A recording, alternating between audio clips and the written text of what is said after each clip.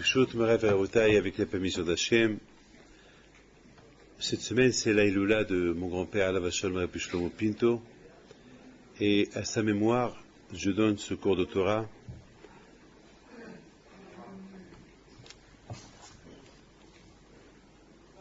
Vous savez très bien que dans la paracha de cette semaine, elle parle des sacrifices.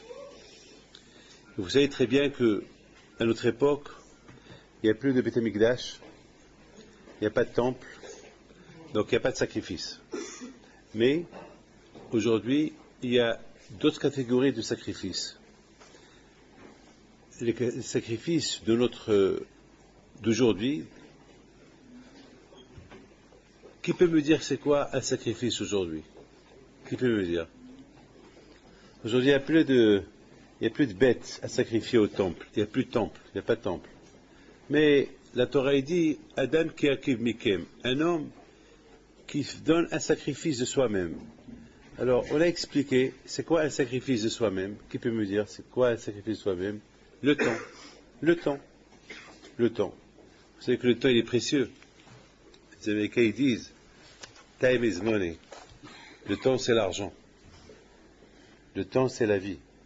Le temps il est très précieux. Vous savez, quelqu'un qui doit prendre un avion, s'il n'arrive pas à temps à l'aéroport pour prendre son avion, il va rater son avion. Le temps il est précieux. Vous savez très bien que, vous savez, lorsque les Américains, la NASA, ils lancent des fusées, c'est avec des secondes, des minutes, tout est calculé. C'est pas chaque seconde, elle est calculée. Les départs sont très très calculés. Vous savez très bien que le temps est tellement précieux à tel point que avec le temps, on peut tout faire. Un laps de temps, un temps. Et le temps, il ne faut pas le perdre. Si vous faites des bonnes affaires, on vous dit par exemple, vous avez 1 heure à faire les meilleures affaires du monde. Vous savez, chaque seconde, il est calculé. Vous imaginez quelqu'un qui lui dit, tu vas signer 1000 contrats en 1 heure. Et ça, il est un grand fumeur. Vous le voyez en train de fumer? Vous le voyez en train de prendre un café avec une cigarette? Ou discuter avec quelqu'un? Non. Pourquoi? Parce que le temps, il est calculé. Le temps, il est calculé. Chaque seconde, elle compte pour lui. Chaque seconde, c'est un contrat. Chaque seconde, c'est quelque chose à signer. Donc, le temps, c'est ça ce que la Torah il veut dire. Adam ki akiv mikem, un homme qui se sacrifie. Et vraiment, la Torah, elle est super. Dans la paracha de Vaikra, la Torah, elle est super. Parce que la Torah, vraiment, elle donne. Parce que la Torah, elle parle des sacrifices. Et la Torah, finalement, elle sait, Hachem, il sait qu'un jour, il n'y aura plus de temple. Un jour, il n'y aura pas le Beth Amikdash. Et malheureusement, s'il n'y a pas le Beth Amikdash, donc il n'y aura pas de sacrifice. Alors, il y a une autre catégorie de sacrifice, lequel c'est l'homme. L'homme qui va prendre de son temps, qui va le sacrifier au bon Dieu. Et de là, mes amis, je voudrais souvent je parle de Adam Arishon. Écoutez bien ce que je vais vous expliquer. Alors, je veux que chacun me donne un peu de son temps et un peu de sagesse pour bien écouter ce que je vais vous expliquer. Le Midrash, il nous raconte comme ça. Le Midrash nous raconte qu'une fois que Dieu a créé le monde, alors Hachem, il montre à Adam Arishon toutes les générations à venir. Il lui montre toutes les générations à venir. Et Adam Arishon, il se régale, il voit, il regarde, il voit tout ce qui va se passer jusqu'à la fin des temps. Mais pendant tout ce qu'il voit, il voit un épisode qu'elle a déplu à Adam Arishon. Quel épisode il a vu? Il a vu comment David Amelech il va naître. Et qu'est-ce qui va être David Amelech? Il va écrire Tehillim. Et c'est lui qui va construire le Beth Amikdash. C'est de lui que Mashiach va sortir. Il voit toute cette belle histoire de David Amelech. Et après, HaKadosh Baruch Hu, il montre à Adam Arishon une autre image. Il dit à Adam, Adam, on va faire une pause et je vais te montrer quelque chose d'autre. Qu'est-ce qu'il lui montre? Il lui montre encore le début, la naissance de David Ameller, et tout de suite, sa mort imminente. Tout de suite, David Ameller, il va mourir. Alors Adam, il dit à Kadosh Baruch Hu, Hey, Ribono Shel Olam, mais c'est pas ça ce que j'ai vu tout à l'heure. Tout à l'heure, tu m'as montré la grandeur de David Ameller. Tout à l'heure, tu m'as montré que David Ameller, il allait être le roi, il va écrire des Télim, il va construire le temple, il va avoir une descendance royale, et Mashiach, il va sortir de lui, et qu'il va libérer le monde. Et hop, tu me montres maintenant sa naissance et sa mort. C'est quoi ça? Elle dit, ben oui, j'ai oublié de te dire. C'est que David Ameller, il doit naître et mourir. Et tout ce que tu m'as montré sur lui, eh ben malheureusement, j'ai pas le choix, il doit mourir. Et pourquoi il doit mourir? Parce que c'est comme ça. Il doit mourir. Sauf si quelqu'un lui donne un cadeau. Il lui dit, quel cadeau? Des années. Il lui dit, ah bon? Hachem, tu peux me dire combien je vais vivre? Et Hachem lui dit, toi tu vas vivre 1000 ans. Il dit, alors puisque je vais vivre 1000 ans, et je peux donner à David Ameller un petit cadeau de ma vie, je peux donner 70 ans de ma vie. Et Hachem lui dit, oui, tu peux lui donner 70 ans de ta vie. Il n'y a pas de problème. Tu peux lui donner 70 ans de ta vie. Alors Adam Arishon, il dit, oh, allez, super, je lui donne 70 ans de ma vie. Et Hachem lui dit à Adam Arishon, alors on va faire un contrat et on va signer le contrat. Alors Adam Arishon dit à Kadosh Baruch Hu, tu veux signer avec moi un contrat? Pourquoi moi, je vaux les pompes à chaleur ou quoi? C'est quoi? Avec moi tu vas signer un contrat? C'est quoi un contrat? Pourquoi tu ne me crois pas? Si je te dis à Hachem que je veux donner 70 ans de ma vie à David Ameller, je lui donne. Et c'est quoi Hachem? Tu me fais un contrat? Il dit non, il faut qu'on fasse un contrat toi et moi. Alors Adam Arishon dit bon, ça va, on fait un contrat. Et ils vont signer un contrat, et les malachim, les anges, ils vont signer le contrat. Et puis, l'affaire, elle est close. L'affaire, elle est close. Et écoutez très bien. Maintenant, mes amis, 930 ans plus tard, d'accord? 930 ans plus tard, Hachem, il dit à Adam Arishon, Adam, le moment de ta mort est arrivé. Tu vas mourir aujourd'hui. Il dit, Ribono Shel Olam, mais tu m'as pas dit une fois que j'allais vivre 1000 ans, et là j'ai que 930 ans. Et Hachem, il dit à Adam Arishon, mais tu as oublié que tu as donné 70 ans de ta vie à David Ameller? Il dit, ah bon?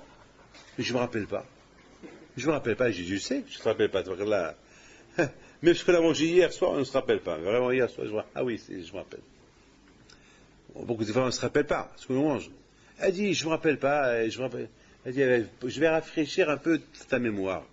Et Hachem, il claque les doigts. Et les deux malachim qui arrivent. Et Hachem dit aux malachim, apportez-moi le contrat qu'il est caché chez vous, le contrat que j'ai fait entre moi et Adam Arishon. Apportez-le. Ils vont partir, ils vont l'apporter, et Hachem dit à Adam Arishon, tiens, tu le lis. Tiens, voilà, tu lis. Et il lit, je signe Adam Arishon, tel et tel jour, vendredi, 6e jour de la création du monde, avoir signé à Hachem, avoir donné 70 ans de ma vie à David Ameller, signé Adam Arishon et les signatures Hachem et les malachim qui sont témoins. Ah, Hachem, ben, je regrette. Non. Hachem lui répond, moi aussi je regrette. T'as donné, ce que tu as donné, tu l'as donné. Ça y est, on ne peut rien faire. Tu as donné et tu as signé un contrat, et ce contrat a été signé ici au ciel. C'est pas de la rigolade. Alors maintenant, tu me suis, je vais t'enterrer à Ma'aret Marpella. D'ailleurs, c'est là-bas où Adam Arishon, tu savais ça? Alors, Adam Arishon, vous saviez ça ou pas? Oui. Alors, Adam Arishon, vous saviez? Adam Arishon, il est enterré à Ma'aret Marpella, à côté de Abraham, Yitzhak, Yaakov, et les Mahot, Sarah, Rivka et Léa. Ils sont enterrés là-bas. Et même la tête de Esav, elle est enterrée là-bas. D'accord? Donc, Akadosh Baruch Hu, il dit à Adam Arishon, you follow me. Tu me suis. Voilà, tu me suis. Ah, maintenant, je voudrais vous poser une question. On va essayer de tous, on va tous essayer de participer à cette question-là. Une question que je vais vous poser. Est-ce qu'on rigole avec Dieu? Hein? Est-ce avec Dieu on rigole? Est-ce avec Dieu? Je comprends pas. Adam Arishon, tu peux pas me dire qu'il a oublié. On peut pas oublier. Il peut pas oublier que Hachem lui a donné 1000 ans et que Hachem lui a fait signer un contrat de 70 ans. Oui ou pas? On peut pas oublier ça. Ça, c'est une chose qu'on peut pas oublier. Alors, comment Adam Arishon, il a pu oublier les 70 ans de sa vie qu'il a donné à David Ameller? Première question. Deuxième question, je ne comprends pas Adam Arishon. Je ne comprends pas Adam Arishon. Adam Arishon, il sait que Akadosh Baruch Hu, il lui a donné 1000 ans de sa vie. 1000 ans à vivre. Parce que toute la vie qu'on vit, c'est la vie de Akadosh Baruch Hu. Hachem, il nous donne la vie. La vie qu'on a, on ne peut pas lâcher. Il y a un roi qui m'a dit une fois, je ne peux pas dire le nom de ce roi, il m'a dit, Rabbi David, est-ce qu'il y a un moyen pour que je vive un peu plus longtemps? Je lui ai dit, il n'y a aucun moyen. C'est que Hachem qui décide de la vie.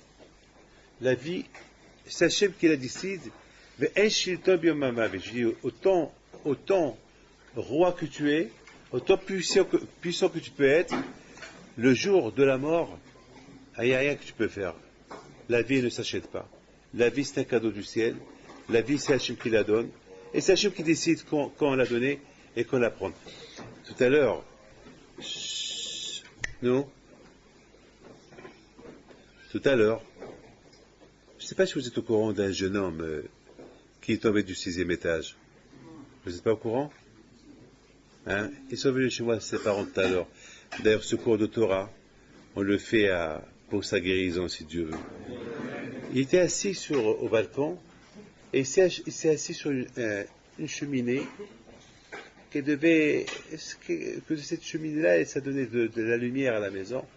Et malheureusement, la cheminée, elle a craqué, il est tombé 30 mètres, le pauvre, il est... Bon, espérons, si Dieu veut. Et cette semaine aussi, il y a un juif de Strasbourg, très jeune. Ses parents ils sont venus chez moi de Strasbourg, les pauvres. Il s'est cogné contre un arbre. Il est parti faire du ski, il est entre la vie et la mort. Il s'est cogné, ce dimanche, il s'est cogné contre un arbre. Et il venait à 100 km à l'heure en skiant. Et vous imaginez qu'Hachem lui envoie pour lâcher les mains. Et 2 cas graves cette semaine, malheureusement. Donc la vie, c'est du ciel, Hachem, c'est quelque chose qui nous donne la vie. Alors peut-être on va essayer de comprendre. Je ne comprends pas Adam Arishon. Quand je vois qu'on lui a donné Bnei Anara 930 ans, et maintenant, il veut récupérer les 70 ans qu'il a donné à David Ameller. Les 70 ans qu'il a donné à David Ameller, pourquoi il lui a donné? Parce qu'il a vu que David Ameller, il allait naître et mourir. Oui. Donc il a donné un cadeau pour que David Ameller il peut naître un jour, écrire Télim et fonder un foyer. Et qui va sortir de lui? J'ai pas entendu. Très bien. Vous imaginez qui ne va pas donner un jour de sa vie pour Mashiach? Dites-moi. Nous tous, on est prêts à donner. Si on sait que Mashiach, si on sait que ça dépend de nous, Mashiach, eh ben, chacun de nous, il va donner 5 ans, 6 ans, 10 ans de sa vie, ou pas? Pourvu Mashiach, s'il vient. Si on doit lui donner, je sais pas quoi, chacun il peut donner un peu de sa vie, on lui donne, un qui vient. Alors, si Adam Arishon, il a donné 70 ans de sa vie à David Ameller parce qu'il a vu que sans cette donation, Mashiach ne peut pas venir. Alors comment maintenant il regrette? Comment il regrette? Vous savez, Rabotai, dans la paracha d'aujourd'hui, paracha Vaikra, c'est écrit Adam qui akriv mikem. Adam, un homme qui akriv.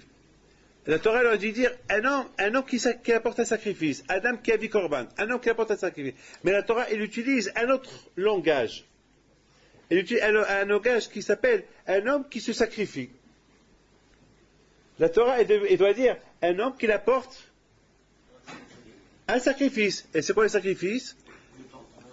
Non, un animal, un mouton. Voilà, parce qu'on parle des sacrifices. Alors, la Torah, elle change de langage. Qu'est-ce qu'il dit? Un homme qui se sacrifie. Adam, un homme qui se fait sacrifier. Pardon, voilà le langage. Un homme qui se fait sacrifier. Adam qui akriv mikem. C'est pas un langage. La Torah, elle doit dire un homme qui apporte un mouton. Comme sacrifice. C'est quoi? Un homme qui se fait sacrifier. Et de là, mes amis, moi j'ai appris la phrase suivante. C'est de là que moi je suis en train de construire mon cours ce soir. C'est de là que j'apprends que Hachem, il sait qu'un jour, il n'y aura plus de Beth Amikdash. Il n'y aura plus de sacrifice. Et le seul moyen pour apporter un sacrifice, eh ben, c'est le temps. Votre temps. Votre beau temps. Et quelle heure il est maintenant? Il est 9h20. Ben, vous aurez pu être devant la télévision en train de voir le match Marseille contre je sais pas qui. Hein? Je crois que je ne sais pas. Hein? Voilà, ce soir, c'est le match de Marseille, je ne sais pas qui a compris. Donc, c'est un match très important. Et vous aurez pu être en face de la télévision en train de voir ce match-là. Et qu'est-ce que vous avez fait? Qu'est-ce que vous avez fait? Qu'est-ce que vous avez fait? Voilà, mon fils. Tu as donné de ton temps. Voilà, mon fils. Voilà. Bon, vous avez compris. Un homme qui apporte, qui sacrifie de son temps. C'est beau, ça. Celui qui sacrifie son temps pour Dieu, comme s'il apportait un sacrifice à Kadosh Baruch Hu. Il y a un sacrifice qui s'appelle Korban Ola. C'est quoi Korban Ola? Alors écoutez très bien. Dans la Torah, on nous parle des sacrifices. Il y a beaucoup de catégories de sacrifices. Il y a un sacrifice qui s'appelle... Il y a des sacrifices qu'on apporte pour des fautes qu'on a fait. Alors, il y a une part qu'on la brûle pour Dieu. Une part, c'est le Kohen qui la prend. Il y a certains sacrifices que celui qui l'apporte, il prend un morceau un peu pour lui. Et il y a un partage. Mais il y a un autre cas de sacrifice qui s'appelle comment? Ola. C'est quoi Ola? Le sacrifice de Ola, il s'appelle tout entier pour Akadosh Baruch Hu. Il n'y a rien pour le Kohen, il n'y a rien pour le propriétaire, il n'y a rien pour personne. C'est tout pour Hachem. Même tout, on brûle tout. Tout est brûlé pour Hachem. Ça s'appelle Ola. Korban Ola. Et parce que le Korban Ola, c'est long à le faire brûler, donc on a le droit de le brûler. Et pendant la journée et pendant toute la nuit. Enfin, ça prend du temps.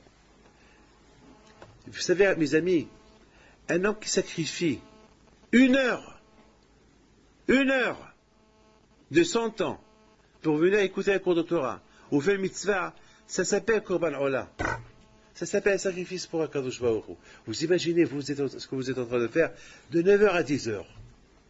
9h à 10h. Et pendant de 9h à 10h, il y a beaucoup à faire. Il y a un film à la télé, il y a un match de football, il y a plein de choses à faire pendant 9h, 10h. C'est le moment que l'homme il peut un peu s'éclater, un peu sortir, aller dans un bar, aller au restaurant, et pendant cette heure-là, vous venez, vous écoutez un cours de Torah. Ça s'appelle Korban Ola. Ça s'appelle un sacrifice de votre temps. Ce temps-là qui pouvait être bénéfique pour vous, et vous êtes en train de le donner à Dieu. Maintenant, vous êtes en train de comprendre que vous avez compris, vous avez vu le Vaïkra, hein, regardez, c'est beau, hein. Dans le mot Vaïkra, il y a un Aleph, oui ou pas? Et ce Aleph, il est quoi? Il est très petit. Voilà, regardez, le Aleph, regardez, le Vaïkra, il est là le Vaïkra, le Aleph, il est petit. Très, très, très petit. Même dans le Sefer Torah, le Aleph, il est petit. Venez, je vous montre. Venez. Regardez. Vaïkra, le Aleph, il est petit. Vous avez vu? Il est très petit. Après, tout à l'heure, si vous voulez voir, il est très petit. Alors, la question se pose, pourquoi ce Aleph, il est petit? Quelle est la raison pourquoi ce Aleph, il est petit? Alors, écoutez bien. Alors, vous savez que on aurait pu dire...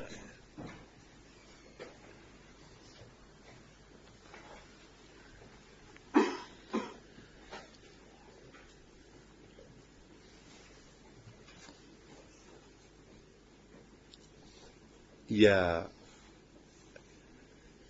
avait, je veux pas, il y avait un grand chanteur le jour de sa mort,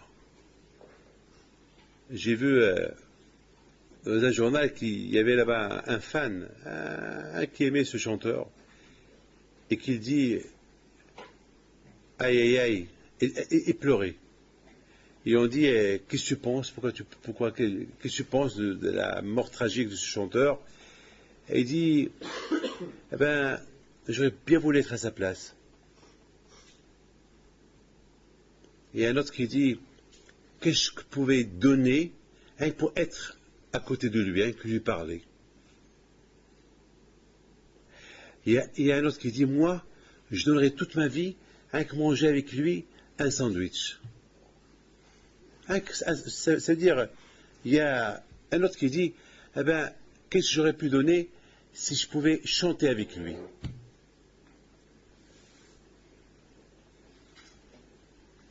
Écoutez bien. Ça, ce que les gens disent pour ce chanteur-là, je les comprends. Moi, je vois les choses d'une autre vision. Pour moi, il est mort. Il est mort. C'est de sa faute qu'il est mort. Il a trop fait de bêtises dans sa vie jusqu'à que il a mal géré sa vie, il est mort. Bon, il est mort, il est mort. Mais je ne donnerai pas une seconde de ma vie, mais pour être à côté de lui. Ou prendre une photo avec lui. C'est-à-dire, et même s'il me donne $1 milliard, je ne donnerai pas cette occasion que je me fais photographier avec lui. Parce qu'il ne m'intéresse pas. Par contre, je donnerai ma vie entière si on me dit je prends une photo à côté de mon cher Rabbeinu, ou Rabbi Shimon Bar Yochai, ou Rabbi Chaim Pinto, ou Baal Tanya. Je donnerai n'importe quoi pour être photographié avec lui, être assis à côté de lui. Admurazak et Baal Tanya. Je donnerai n'importe quoi.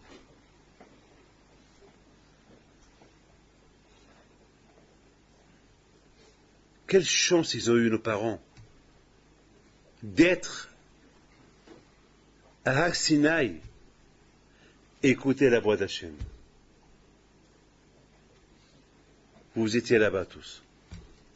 Tu étais là-bas. Tu étais là-bas. Vous étiez tous là-bas. Tous on était là-bas à Har Sinaï. Et tous on a entendu la voix d'Hachem.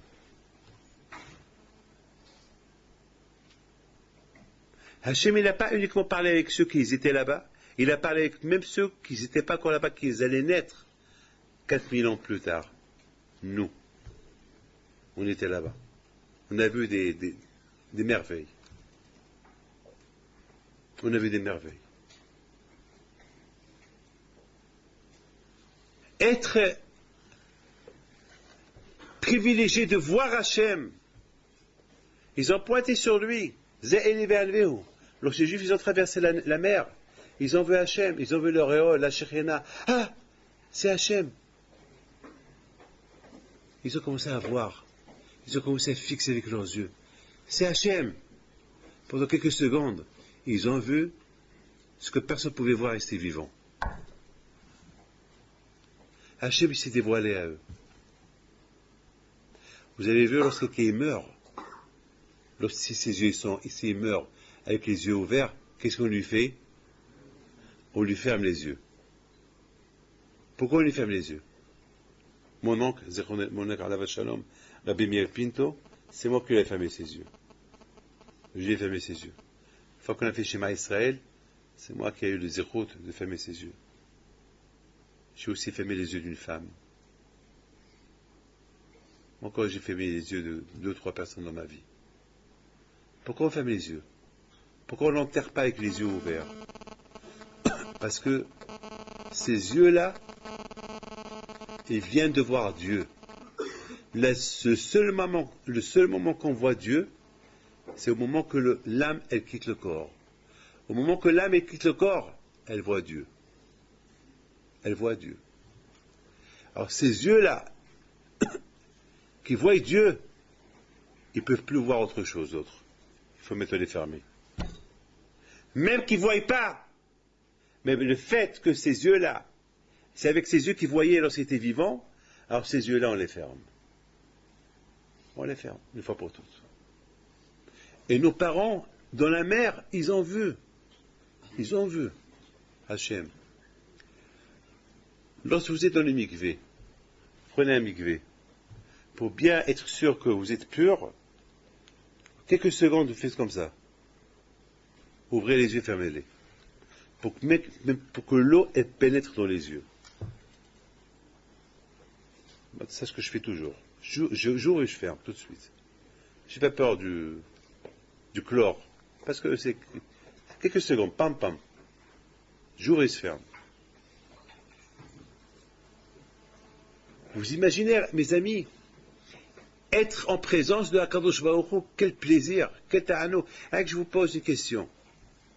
Imaginez-vous que demain, c'est Shabbat, vous êtes en train de manger,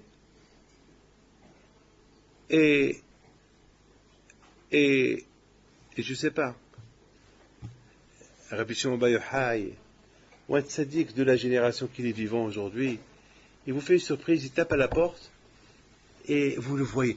Ah! Et il vous dit, je rentre pour vous dire Shabbat Shalom. Quel plaisir. Mais, bon rabat, rentrez. Quel plaisir. Moshe Rabbeinu alav Shalom, il parle avec Dieu, face à face. Moshe Rabbeinu, c'était comme un ami avec Dieu. Il monte là-haut pendant 3 fois, il reste là-bas 40 jours et 40 nuits. Avec Hachem. Il se promène dans le ciel. Il visite le ciel. Il n'a pas eu un endroit qu'il n'a pas vu. Il connaît même les routes et les chemins du ciel. Le ciel, c'est incalculable. C'est des centaines de milliards et de milliards et de milliards et de milliards de kilomètres. C'est inimaginable le ciel, parce que ce monde-là, il est rond, il est limité. Mais le ciel, levez avec vos yeux vers le ciel, regardez ce ciel-là. C'est inimaginable. Et là-bas dans le ciel, c'est incalculable. Et Moshe Rabbeinu, il a tout visité. Et Hachem, il appelle. Et malgré qu'il appelle, Moshe Rabbeinu se sentait petit. Il disait, mais qui suis-je? Pourquoi Hachem, il m'appelle? Moi, je suis rien du tout. Hachem, il va être mon copain. Je suis rien.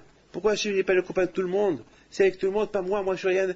Et Moshe Rabbeinu alav Shalom, lorsque Hachem il a appelé Vaikra El Moshe, Vaikra El Moshe, lorsque Hachem il appelle Moshe, Moshe Rabbeinu alav Shalom il a fait semblant, c'est pas à lui qu'il appelle. Et même lorsqu'il a su que c'est à lui, il appelle. Lorsque Moshe il a écrit la Torah Vaikra, et que Hachem il a appelé Moshe parce que le mot Vaikra, et qu'imaginez-vous, un homme puissant, disons, le président des États de France, c'est Sarkozy, d'accord? Imaginez-vous que vous êtes en train de manger, et le téléphone qui sonne, et alors, ici c'est Sarkozy. Quoi, allez, tu rigoles? Mais, non, je rigole pas, ici c'est Sarkozy.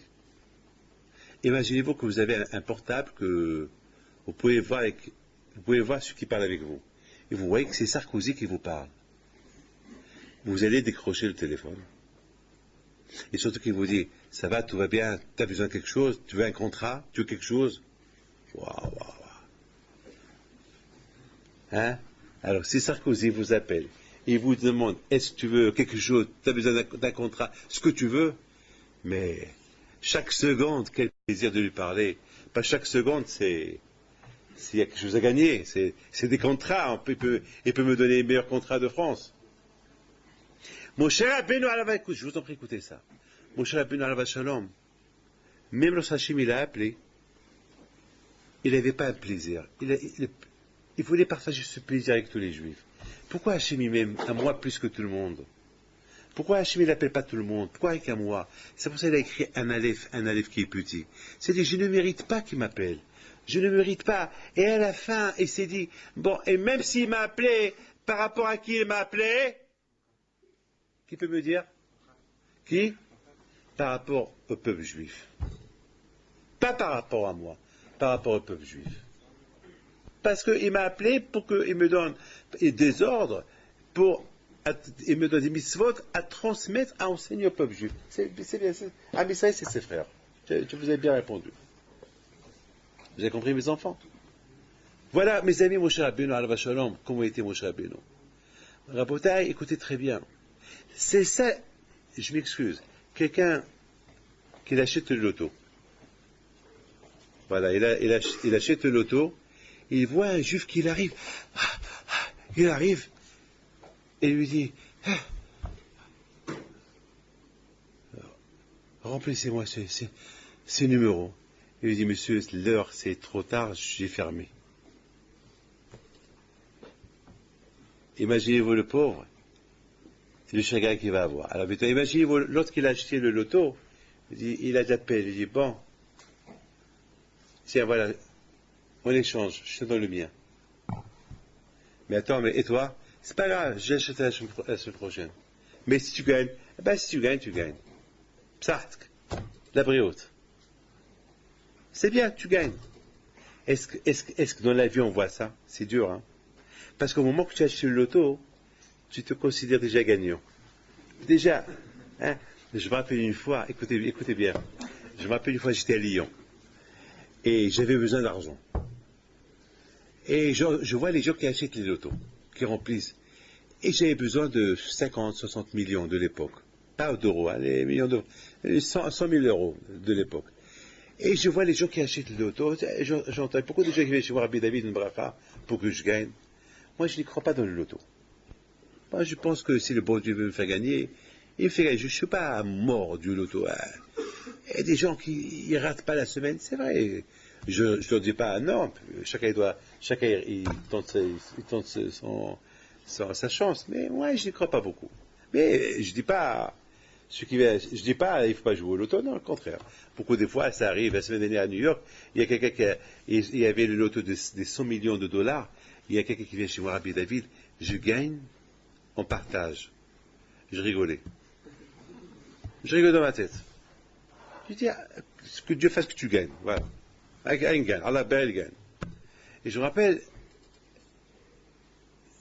j'avais tellement besoin d'argent que je suis parti, j'ai envoyé quelqu'un, va remplir-moi ces numéros-là. Et j'ai rempli, je ne sais pas combien d'argent j'ai dépensé. Et toute la semaine, je rêvais. Je ne vais pas gagner que 100 000 euros, je vais gagner 10 millions d'euros, 1 milliard, 2 milliards. Et je vais acheter une maison, et je vais acheter pour Moshe, et je vais acheter pour Raphaël. Et je vais faire, et je rêvais. Même la nuit, je rêvais. Toute la semaine, je rêvais. Et toute la semaine, j'ai misé sur le loto. Et j'avais besoin de la somme jeudi. Je dis, je vais gagner mercredi. Jeudi, j'aurai l'argent. Et mercredi, j'appelle quelqu'un. Alors, dis-moi les numéros du loto. Les numéros, ils sont sortis. Bam, bam, bam, bam. Je vois les numéros. J'avais que 3 numéros. C'est tout. 3 numéros. J'ai perdu. Mais pendant toute la semaine, j'ai rêvé que j'allais gagner. J'ai rêvé. Toute la semaine, je rêvais que j'allais gagner. Et à la fin, j'ai perdu. Bon, mais pour vous dire, mes amis, rêver, c'est une chose. Une réalité, c'est une autre chose. Parler avec Dieu, se promener avec Dieu, c'est une réalité, c'est pas un rêve. C'est pas un cauchemar, c'est une réalité. Moshe Rabbeinu alav shalom, au lieu qu'il sent ce plaisir que Dieu lui parle, chaque seconde que Hachem lui parle, c'est un plaisir, c'est inimaginable. Et le pauvre, et Moshe Rabbeinu alav shalom, à quoi il pense? Il pense à ses frères. C'est vrai, c'est un plaisir que Dieu me parle, mais ça aurait été encore mieux si Dieu parlait avec tout le monde. Ça aurait été mieux si Dieu parlait avec tout le monde. Et il avait la peine, Moshe Rabbeinu. À cette époque, il a écrit un Aleph qui est petit. Mes amis, c'est ça le sacrifice. Un homme qui sacrifie ses plaisirs. Un homme qui sacrifie son plaisir. Qui peut me dire comment on devient un tzaddik? Pariente. Comment on devient un tzaddik?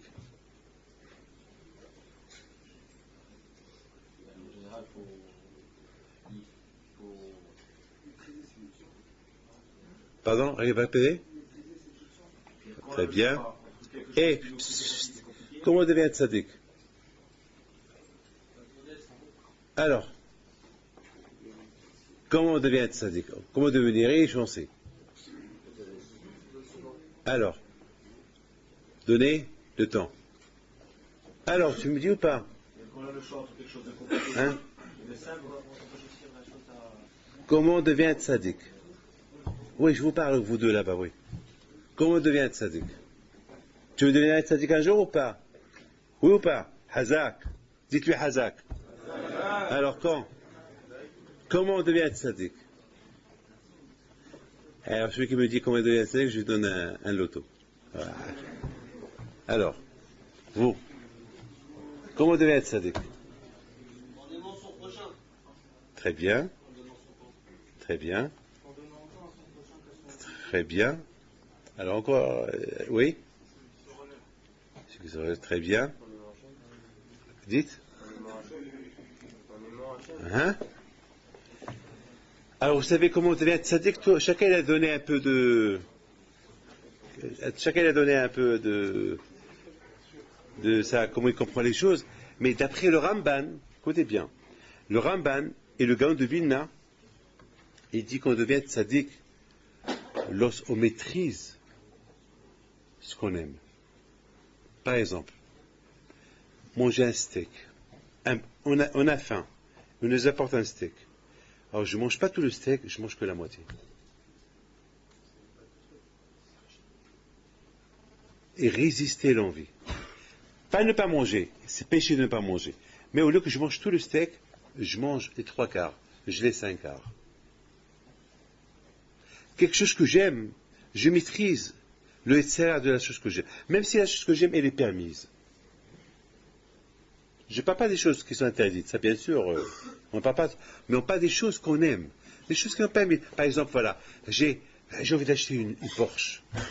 Une Porsche. Et je suis riche. Et je vais acheter une Porsche. Allez, la Porsche, bouh, la Porsche.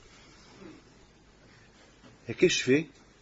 Je vais pour l'acheter et je dis, bon,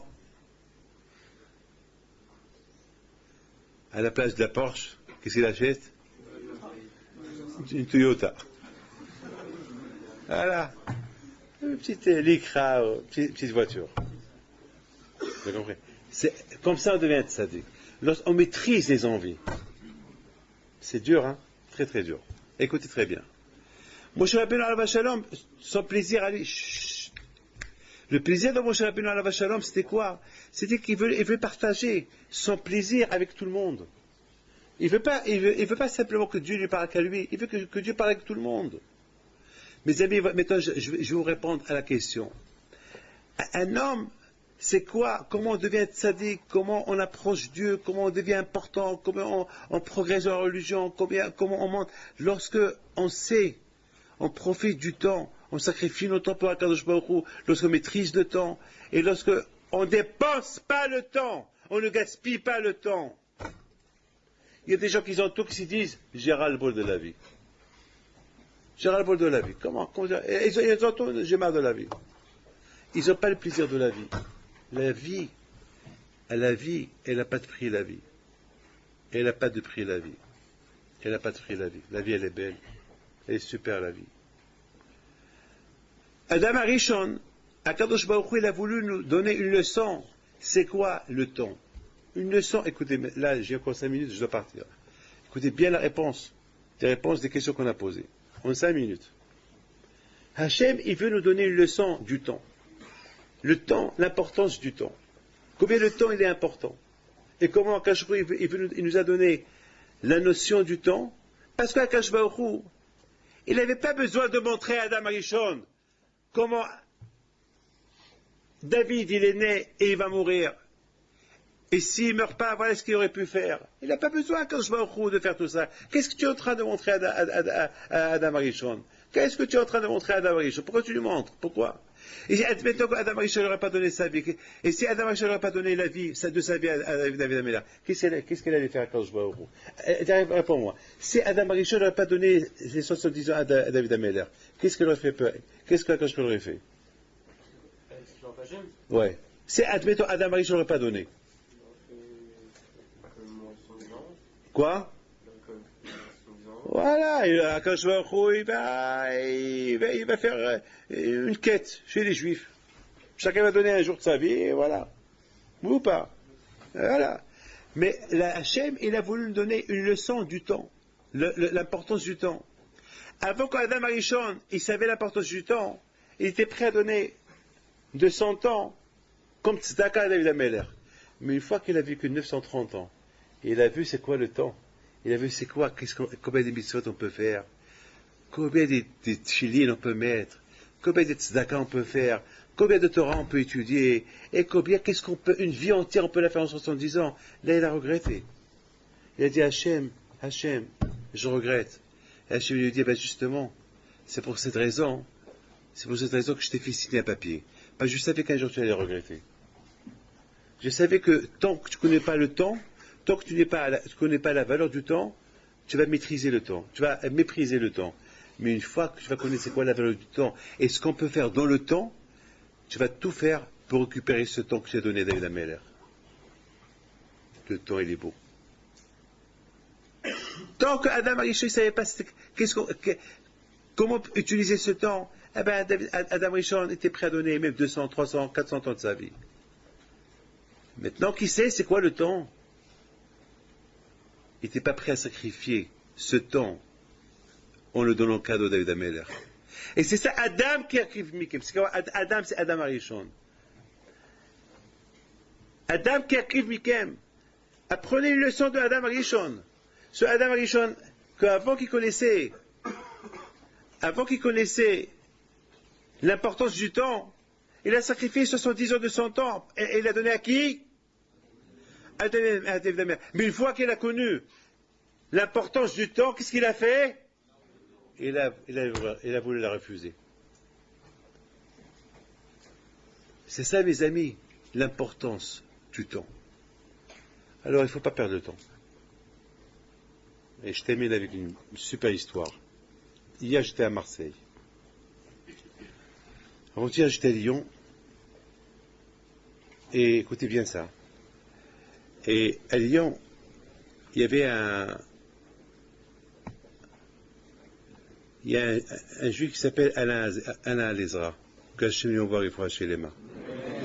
Il m'avait appelé dimanche. Il m'a dit, Rabbi David, si je vais en Israël, est-ce que tu peux me trouver du travail en Israël? C'est un garçon qui n'est pas fainéant. Il est super, très gentil. Je dis, si tu es en Israël, tu travailleras à la Yeshiva d'Ashdod. Il m'a dit, promets Rabbi David. Je dis, je te promets. C'est un garçon de tzaddik. Il a une grande émouna. Je le connais depuis 20 ans, 30 ans, je ne sais pas. Depuis qu'il était petit, je le connais. C'est moi qui l'ai marié avec sa femme. Toujours il y a un problème, il vient chez moi, toujours. Qu'est-ce que j'entends? J'entends 2 jours plus tard, il traversait, il passait entre 2 voitures qui étaient stationnées, et la voiture, laquelle démarre, elle recule. Elle recule et elle le fait tomber, elle lui donne un coup sur la tête. Et le pauvre, il oublie tout. Le pauvre. Il a reçu un coup de la tête. Et grâce à Dieu, Baruch Hashem, ça fait après 2 mois, à l'hôpital, il est venu, avant-hier soir, il est venu me voir, à Lyon. Mais le pauvre, il oublie. Et je lui ai dit, il m'embrasse les mains, il pleure. Je lui ai dit, tu te rappelles de moi? Il m'a dit, bien sûr, je me rappelle de toi. J'ai dit, tu sais pourquoi tu vis? Tu aurais pu mourir. Il m'a dit, je ne sais pas pourquoi je vis. Je dis, tu sais pourquoi tu vis? Parce que toujours tu as été honnête. Tu as toujours été un homme honnête. Tu n'as jamais volé à personne.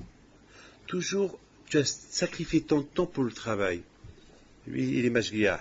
Jamais il a volé de son temps. Toujours, il travaille plus que tout le monde. Lorsqu'on travaille chez quelqu'un, on n'a pas le droit de lui voler de son temps. Je disais, grâce à ça, un homme qui ne vole pas, le temps à son patron, parce que le patron nous paye pour 35 heures par semaine. Alors, il faut travailler 35 heures par semaine. Bah, si on vole 1 heure, si on travaille 34 heures, on a volé 1 heure. Et c'est dur parfois. Il faut savoir se sacrifier. Parfois, il n'y a rien à faire. Mais il faut toujours trouver quelque chose à faire. Je dis, toi, il y avait des moments que tu pouvais voler de ton temps à ton patron, et tu ne l'as pas fait. C'est ça qui t'a sauvé la vie. Adam Kakev Mikem. Il faut savoir se sacrifier.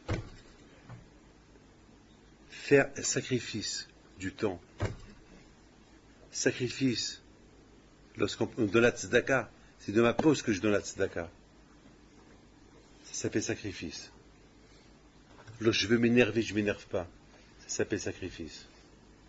Je vais regarder quelque chose de mauvais et je ne le vois pas. Ça s'appelle sacrifice. Sacrifice ce laps de temps que j'aurais pu faire une faute. Eh bien, je me voyais hier à Marseille un religieux. Il me dit, Rabbi David, j'ai un problème. Je dis quoi? Il me dit, depuis, je suis marié, j'ai 4 enfants, et depuis un certain temps, je vois des choses pas bien. Je suis tenté à voir les choses pas bien. Je dis, pourquoi? Il m'a dit, je sais pas. Mais tu sais quel âge tu as? Tu as 60 ans. Tu as 60 ans. À cet âge de 60 ans, tu as besoin de voir ce qu'il ne faut pas voir. Il m'a dit, je ne sais pas. Et j'ai compris qu'est-ce qu'il voit. L'Internet. Il voit des choses sales. J'ai ton âge, tu vois ça? Il dit, Rabbi David, qu'est-ce que je dois faire? Je lui dis, c'est dommage. Tu perds ton temps devant cette machine-là, et tu es en train de... En voyant ce que tu vois, comment tu peux être devant un Kadosh Baruch Hu? Comment tu peux faire ta prière? C'est impossible. Sacrifie cette vision. Au moment que tu as lu ça de voir, ces moments-là que tu as envie de voir, et ce que tu ne vois pas, ça s'appelle un sacrifice. Ça s'appelle Adam Kakriv Mikem. Un homme qui se fait sacrifier. T'as compris? Il y a un qui ne savait pas que j'étais à côté de lui, dans l'avion. Parce que j'étais devant, et lui était... Non, pardon, j'étais derrière, et lui était devant. Il était dans les business class, moi j'étais derrière. Et moi, le médecin m'a dit, il faut que je marche dans l'avion. Lorsque je fais les longs voyages, il faut que je marche. Il faut que je marche un peu dans l'avion. Et puis je marche, et je le vois assis, avec sa kippa, en train de voir la télévision. En train de voir un film. Mais un film sale. Malheureusement, je marche, mais grâce à Dieu, je fixe pas. Ne croyez pas que je vois rien du tout. Malheureusement, on voyage, on prend des avions. Dans les avions, parfois, il y avait des femmes qui sont décolletées, mal habillées. On voit malheureusement, mais on ne fixe pas. Je marche, mais je ne cherche pas à voir. Je marche. Et lorsqu'il y a quelque chose qui arrive vers moi, ben j'évite. Et si j'ai vu, ben j'ai pas tout vu. Hachem il est témoin. Ce matin, alors j'étais assis dans le TGV en venant de Marseille, il y avait une femme qui marche, qui se lève, qu'elle se lève et qu'elle vient, et où elle s'arrête pour voir pas le jardin, voir le vis-à-vis voir le paysage à côté de moi. Alors moi, j'ai tourné mon visage de l'autre côté, et moi aussi j'ai fait semblant que moi aussi je regarde depuis. Mais vous savez ce qui s'est passé? Qui peut me dire? Ouais.